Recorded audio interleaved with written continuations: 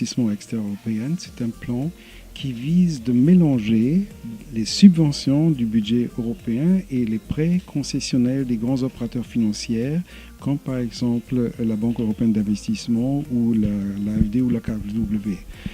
C'est quelque chose qui est essentiel pour le financement, pas seulement des grandes infrastructures, mais aussi des besoins des petites et moyennes entreprises et même des petites et des micro-entreprises dans un pays comme le Maroc. Là, le PEI est un programme qui est éligible, pour lequel est éligible en principe tout pays sur le continent africain et aussi au Moyen-Orient.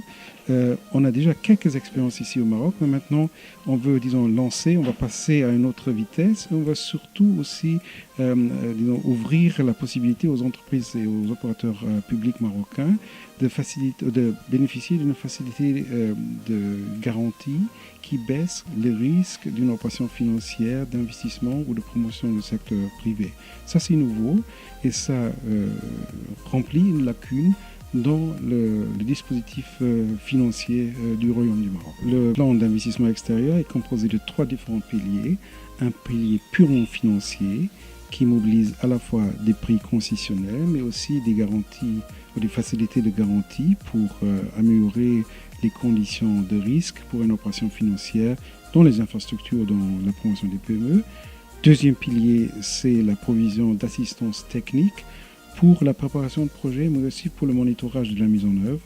Et troisième, c'est un pilier, si vous voulez, de conseil et d'établissement de capacité au niveau gouvernemental, au niveau des autorités, au niveau de tous les systèmes qui encadrent l'investissement et la promotion de projets.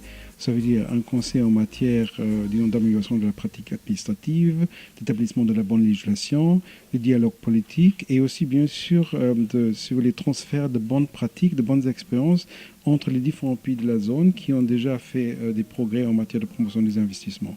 Donc on a un volet politique, un volet assistance technique et un volet pratiquement financier qui se conjuguent et qui tous ensemble donnent une approche cohérente.